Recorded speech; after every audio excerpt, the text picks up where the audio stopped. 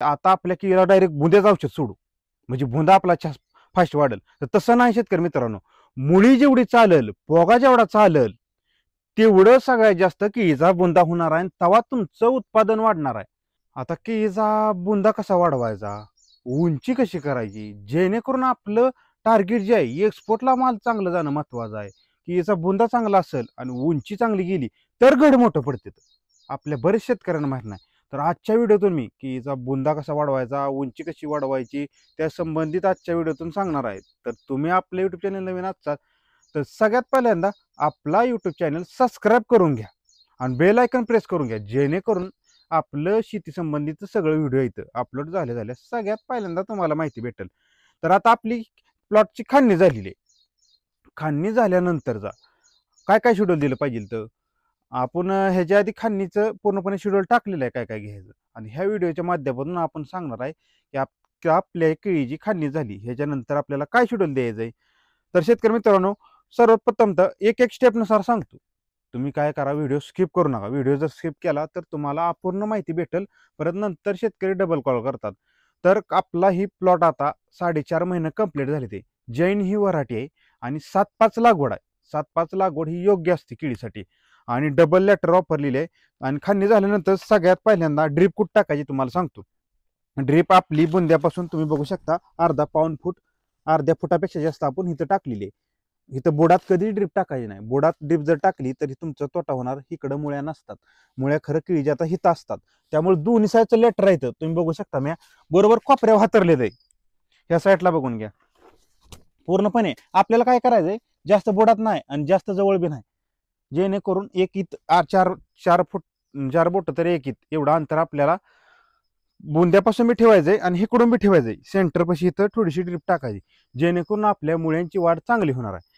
तर शेतकरी मित्रांनो, आता खाणणी झाल्यानंतर सगळ्यात पहिल्यांदा कुठलं शेड्यूल दिलं पाहिजे, आपण एक एक शेड्यूल तुम्हाला सांगत आहे. तर आता पावसाळा आहे.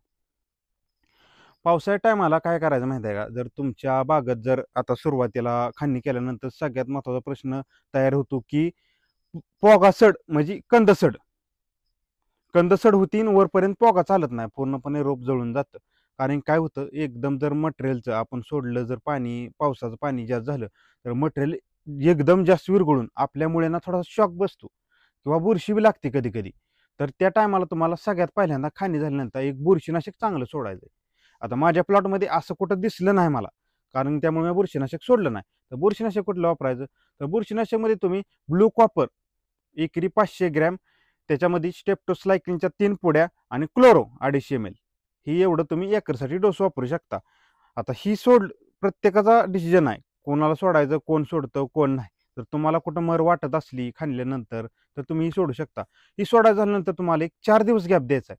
4 दिवसाचा गॅप नंतर तुम्हाला कुठलं शेड्यूल द्यायचं आहे, तर आता सगळ्यात महत्त्वाचं शेड्यूल असतं की सुरुवातीला आपल्या बुंदा मोठा होणं. मग सुरुवातीला आपल्याला काय करायचं, 12-61-00 एकरी तुम्हाला ह्याचं प्रमाण घ्यायचं आहे 5 किलो किंवा 6 किलो, आणि त्याच्यासोबत कॉम्बिनेशन आपल्याला घ्यायचं आहे हुमिक.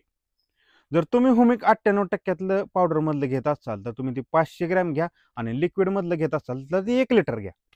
आपल्याला 12-61 5 किलो आणि हुमिक जे आहे ती 1 लिटर, आणि त्याच्याबरोबर आपल्याला थोडासा एरिया घ्यायचा 5 किलो.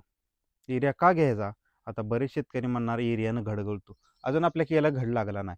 एरियाची भरपूर बरेच वेळा तुम्ही बघता पानाचा तुमचा जरा कलर चेंज होतो, जरा पिवळाट पडलेला असतो. त्यामुळे काय होतं, ती पिवळाट जर पडलेला असतो तर कधी कधी नायट्रोजनच्या कमतरतेमुळे सुद्धा ती भरपूर शेतकऱ्यांना समजून येत नाही, पानाचा कलर थोडासा चेंज होतो. तर काय करायचं, आपल्याला एरिया थोडासा घ्यायचा आहे, जास्त काय वापरायचं नाही. एरियाचं प्रमाण जे आपल्याला प्रत्येक स्टेपमध्ये थोडं मापामापात ठेवायचं. तर हे शेड्यूल सोडून घ्यायचं सगळ्यात पहिल्यांदा. ही शेड्यूल झाल्यानंतर आपल्याला दुसरं शेड्यूल घ्यायचं एक 3-4 दिवसानं. कंप्लीट 4 ते 5 दिवस तुम्ही गॅप देऊ शकता. प्रत्येक शेड्यूलमध्ये तुम्ही 4-5 दिवसाचा गॅप घ्यायचा आहे. तर आता आपण 4-5 दिवसाचा गॅप ठेवलेला आहे प्रत्येक शेड्यूलमध्ये, आणि तुम्ही बघू शकता की आपण प्रत्येक प्लॉटमध्ये आपण बरोबर जास्त म्हणजे पाण्याचं प्रमाण असेल, खताचं प्रमाण असेल, ते आपलं मापात आहे. आपण 4-5 दिवस गॅप ठेवला की आपण दिलं इथं कॅल्शियम नायट्रेट आणि बोरान. बरेच शेतकरी ही ड्रीपमधून सोडतच नाहीत. काय, कॅल्शियम बोरान आपलं बुंदा वाढवायचं सुद्धा काम करतं, आणि आपलं जी पान आहे ती पान अडकून देत नाही. त्यामुळे आपल्याला कॅल्शियम बोरान सोडायचं. कारण की कॅल्शियम बोरान जर नसेल तर तुमच्या पानाकडनं पानाचं थोडंसं करपायला चालू होतात, पोगा नीट अडकत नाही. जर तुमच्या झाडाची उंचीच नाही झाली, पोगा सारखा अडकला किंवा मुळी बंद पडली, तर तुमचा बुंदा कसा होणार आहे? नाही होणार. आपल्या शेतकऱ्यांना काय समजून येत नाही की आता आपल्या केळीला डायरेक्ट बुंद्याचं औषध सोडू म्हणजे बुंदा आपला फास्ट वाढेल. तर तसं नाही शेतकरी मित्रांनो. मुळी जेवढी चालेल, पोगा जेवढा चालेल, तेवढं सगळ्यात जास्त केळीचा बुंदा होणार आहे आणि तेव्हा तुमचं उत्पादन वाढणार आहे. बरेच शेतकऱ्यांचं हितं कन्फ्युजन होतं. कुठं? की आता आपण बुंदा फुगवू जास्त. तर सगळ्यात पहिल्यांदा त्यासाठी आपण हुमिक घेतलेलं आहे मुळी चालू ठेवायसाठी. हुमिक आणि 12 मध्ये फॉस्फरस आहे. फॉस्फरसमुळे बुंदा होण्याला चांगली मदत होती आणि युरिया युरियामुळे आपल्या प्लॉटला नत्र म्हणजे पानं जी ती आपली पाटपाट आणि प्लॉटला काळोखी राहील. जर पिवळा प्लॉट असेल तर ती झाल्यानंतर आपण कॅल्शियम बोरॉन घेतलं. आता पुढली स्टेप काय? पुढल्या स्टेपमध्ये काय घ्यायचं? कन्फ्यूज झाला शेतकरी. तर काय करायचं आता? एक 5 दिवस गॅप टाकायचा आणि 5 दिवसाच्या गॅप नंतर आपल्याला प्लॉटला काय द्यायचंय माहिती आहे शेतकरी मित्रांनो? तर आपल्याला एकदा आता आपल्या प्लॉटला पावसाळा चालू आहे. आपल्याला थोडंसं सल्फर द्यायचं आहे. सल्फर का द्यायचं? जर बरेच वेळा जर ज्याच्या प्लॉटमध्ये पाणी साचत असेल तर त्यांना सल्फर देऊ शकता.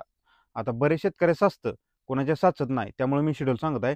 सल्फरमध्ये तुम्ही टेक्नो झिंक वापरू शकता. त्यामध्ये सल्फर येतंय आणि झिंक बी येतंय. आपला फायदा भरपूर होतोय. त्यामुळे झिंकने कसं आहे माहिती आहे, उंची बी चांगली व्हायला आपल्या मदत होती केळांची, रोपांची. त्यामुळे तुम्ही झिंक सोडू शकता, टेक्नो झिंक. त्यानंतर जर तुम्हाला ती पाणी नसेल कुठं साचलं तर पुढलं शेड्यूल जे आहे ते आपल्याला घ्यायचं आहे की 13-40-13. आता 13-40-13च का घ्यायचं? बरेच शेतकऱ्यांना वाटणार. तर 13-40-13 आपल्याला कशापाई घ्यायचं माहिती आहे का? आपल्या केळीची उंची 13-40-13 आपल्या केळीची उंची चांगली करतं. पानाची वाढ चांगली करतं. गॅप चांगला यायला मदत होती. जास्त करून आपल्या केळीचा असतो गॅप. इथं गॅप पडला पाहिजे.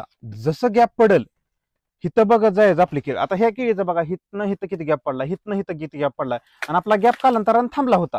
तर हिथं गॅप किती पडला? म्हणून आपल्याला काय करायचंय? 13-40-13 घ्यायचंय. 13-40-13 आणि त्याच्याबरोबर आपल्याला वापरायचंय मॅग्नेशियम.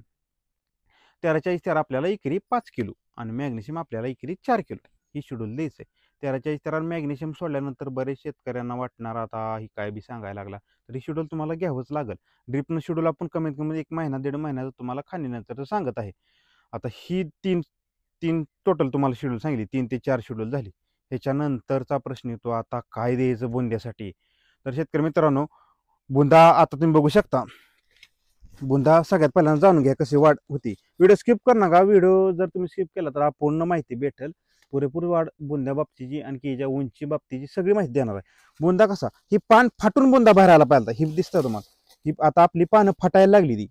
ही दिसतं. ही म्हणजे इथं बुंदा वाढ चालू झाली. आता आपल्या प्लॉटला 4.5 महिने झाली ती आपला बुंदा कमीत कमी एवढा झालेला आहे. म्हणजे आपली वाढ चांगली आहे प्लॉटची. तर आता हिथून पुढे काय करायचं? आपल्याला काय करायचंय? 13-0-45 13-0-45 तुम्हाला एकरी 5 किलो घ्यायचंय. 5 ते 6 किलोचं प्रमाण ठेवायचं. 13-0-45 5 किलो घ्यायचं आणि त्याच्याबरोबर आपल्याला दुसरं तुम्ही कॉम्बिनेशन वापरायचं असेल तर अमोनियम सल्फेट घेऊ शकता. अमोनियम सल्फेट जरी घेतलं किंवा डबल मॅग्नेशियम घेतलं तरी बी चालतंय किंवा झिंक घेतलं. झिंक आपलं स्पेशल झिंक मिळतं ती 500 ग्रॅम घेतलं तरी बी चालतंय 250-500 ग्रॅममध्ये. हां, तर ती सोडून पुढलं शेड्यूल काय करायचं? बरेच शेतकऱ्यांना आता प्रश्न पडला असेल. तर हे आपलं शेड्यूल जवळजवळ 4-4-14-4-16 म्हणजे आपलं कमीत कमी 20-25 दिवस जाते ह्याच्यात शेड्यूलमध्ये. ह्याच्यात आपला बुंदा चांगला होणार. जवळजवळ आपल्या 25 दिवसाचा कालांतर संपल्यानंतर पुढल्या स्टेपमध्ये आपल्याला अजून एकदा काय करायचंय? फॉस्फरिक ऍसिड द्यायचंय. आता फॉस्फरिक ऍसिड बरेच शेतकऱ्यांना वाटणार त्याचं फायदा काय येतं आणि ते कसं सोडायचं? तर फॉस्फरिक ऍसिड काय करायचं? आपल्याला एकरी 2 लिटर सोडायचंय. फॉस्फरिक ऍसिडचा आपलं 2 फायदा येतं. 2-3 फायदे जवळजवळ म्हणा तुम्ही. तर कसं आहे माहिती आहे? फॉस्फरिक ऍसिडनं आपल्या मुळ्यांची वाढ चांगली होती. पांढऱ्या मुळ्यांची वाढ होणं महत्त्वाचं आहे.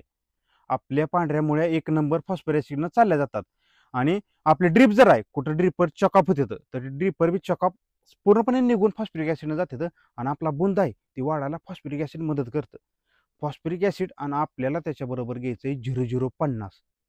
फॉस्फरिक ऍसिड आपल्याला एकरी 2 लिटर आणि 0-0-50 आपल्याला एकरी 5 किलो घ्यायचं आहे. ह्या दोन्हीचं कॉम्बिनेशन करून आपल्याला ड्रिपनं द्यायचं आहे. आता ही ड्रिपनं सोडल्यानंतर आपलं जवळजवळ 1 महिन्याच्या आसपास आपलं शेड्यूल कंप्लीट झालं. अजून एक शेड्यूल घ्यायचं आहे आपल्याला. ते कुठलं आहे? तर आपल्याला काय करायचं आहे? परत एकदा मुळीकडे जायचं आहे. आपली मुळी बंद पडता कामा नये. आपल्याला आता मुळी बंद पडली तर तिथं सगळ्यात महत्त्वाचं आपण जेवढी खाजगी सोडल ती वेस्ट जाणार आहे. मग आपल्याला काय करायचं आहे, डबल आपल्याला मायक्रोरायझा घ्यायचा आहे. बरेच शेतकऱ्यांना हुमिक आणि मायक्रोरायझा मधला फरक कळत नाही. तर हुमिक बी मुळ्या वाढवायचं काम करतं, पण मायक्रोरायझा कसं आहे, आपल्या मुळ्या बी वाढवतं आणि खाल्ली खादगी जी आहे ती पांढऱ्या मुळ्यांना चांगली आपटे करून देतं. म्हणून आपल्याला मायक्रोरायझा आणि त्याच्याबरोबर आपल्याला गूळ वापरायचा आहे. मायक्रोरायझा तुम्ही एकरी 200 ग्रॅम आणि गूळ तुम्ही 1 किलो वापरू शकता. ही सगळं आपल्याला ड्रिपनं सोडायचं आहे. ही जवळजवळ आपलं झालं सव्वा महिन्याचं शेड्यूल.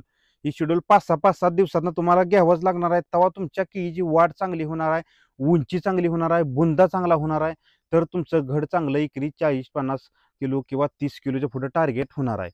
तर शेतकरी मित्रांनो, आणि नंतर आपल्याला अजून काय डोस द्यायचा आहे, तर आता एमओपी आपल्याला आणायचं आहे.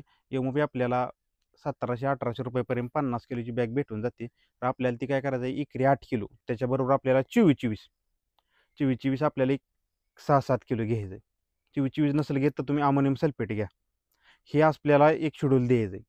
तर ही शेड्यूल तुम्ही पूर्णपणे कंप्लीट करा, जेणेकरून तुमच्या केळीचा वाढ आणि बुंदा सगळं व्यवस्थित चालणार आहे. आपण पूर्णपणे सगळं व्हिडिओच्या माध्यमातून तुम्हाला सांगितलेलं आहे. तर आजचा तुम्हाला व्हिडिओ कसा वाटला, केळीच्या बुंद्या बाबतीचा, उंची बाबतीचा, नक्कीच कमेंटमध्ये सांगा आणि व्हिडिओ आपला जास्तीत जास्त आजचा शेअर करा, जेणेकरून आपल्या केळी उत्पादक शेतकऱ्यांना माझ्याकडून थोडीशी माहिती भेटेल. जय जवान, जय किसान.